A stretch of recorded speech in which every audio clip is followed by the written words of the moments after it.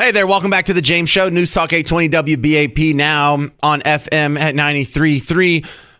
Oh no, you may want to pull over the car so you don't wreck, because you're going to be so shocked to hear that another electric vehicle company's filed for bankruptcy. Of course, they have. Now this is Fisker, and Fisker they're on their second strikeout here. They had already filed for bankruptcy a few years ago, and they had a new infusion of cash and a new lease on life, and they were going to get it right this time. And they were just too soon, and now the world's ready for them, because this is like 10 years later after they tried it. And so certainly the car of the future, now that we're in the future, this will be our car. Still not happening. Still not happening. And this is something I rail on the James Show, is the amount of money that has been put into these boondoggle electric car companies, and how many of them go out of business. You've spent billions and billions and billions of dollars on companies that don't exist anymore. And it's only been a few years since we started doing this.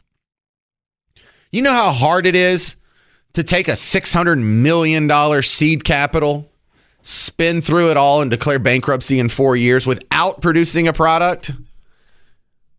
It's almost just straight up theft. Now, let me go through some of this here, because for those of you who don't listen to every show, which is most people, I don't mind going through the list again. Of all the money that has been spent, your money that's been spent on your behalf on these companies, one of the first ones that started out with this just electric car company garbage, Aptera. It was originally founded in 2005, 19 years ago. It closed in 2011. It relaunched in 2019 thanks to another round of crowdfunding. So it's now starting to say that we're about to produce a 3-wheel car, and it has solar panels on the back, and that's our little gimmick. Still hasn't turned a profit, not even anything close. Bright Automotive was the second one on my list here, but it closed down long ago, 2012. Come on. They were not only financed by you, but also they were forced by the auto bailouts. General Motors had to give them a few $1 million to get them started too. They just flushed all that down the toilet. Coda Automotive raised $344 million from investors in 2019. They managed to get some tax subsidies to try and keep them afloat, but they already filed for bankruptcy protection in 2013 after selling fewer than 100 of their electric cars. Another startup called Electric Last Mile Solutions.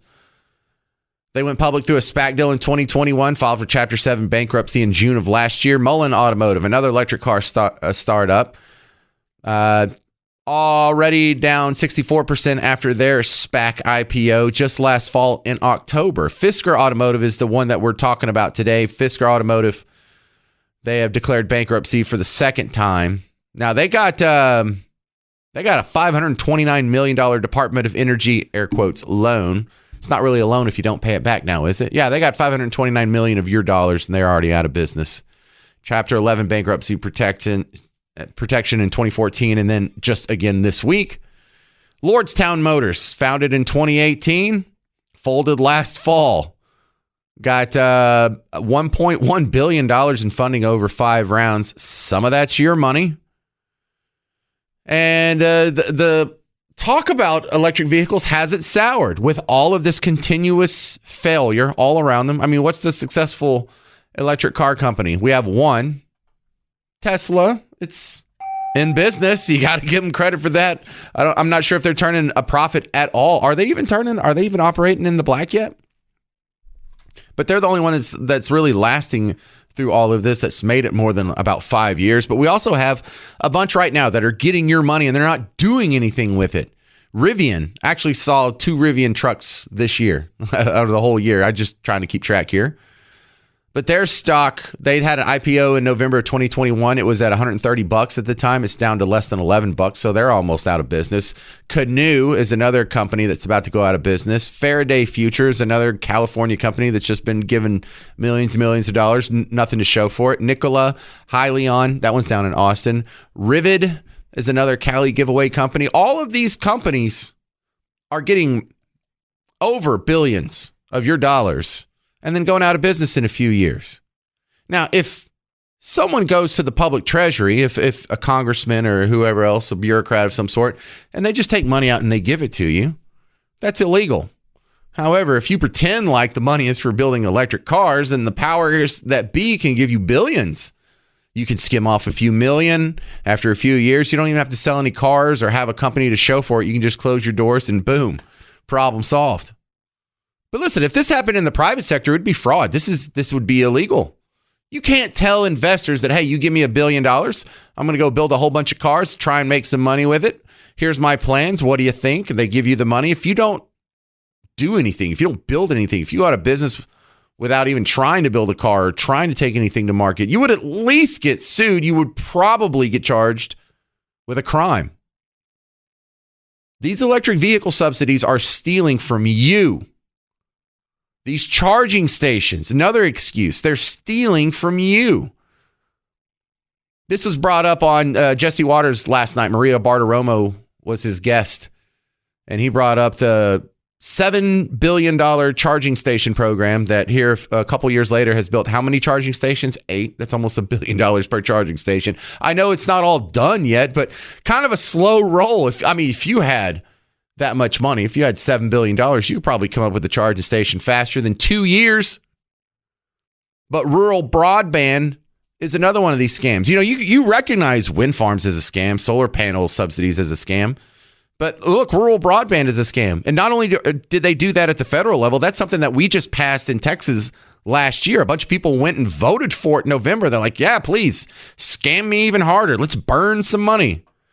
You want to hear how bad this rural broadband is a scam? This is Maria Bartiromo last night spelling it out. No internet. $43 billion later. What happened? Jesse, this is just the latest DEI disaster. And basically what happened was they get the money from Congress. They say they have all of these promises to deploy the internet and broadband.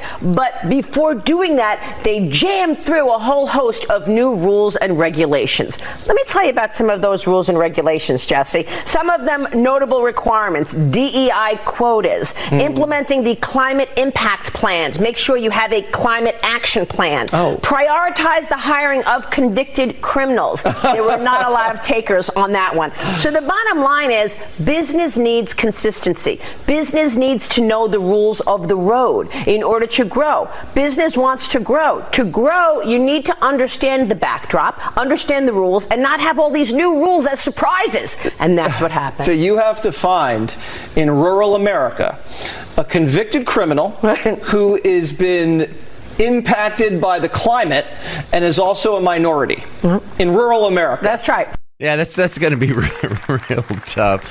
And we forget about it because we're surrounded by diversity, and Texas being a majority minority state. But he's right. There are places you can go. Have you ever been to Kansas? Go to the western half of Kansas. Tell me how hard it is to find a convicted felon minority that meets all these other requirements. It's going to be, I'm not saying they don't exist. I'm just saying they may not be in the broadband business just yet. Coming up next, we're going to talk to WBAP Chief Meteorologist Brad Barton about the heat wave coming to the area. That's next on The James Show. News Talk 820 WBAP, now on FM at 93.3.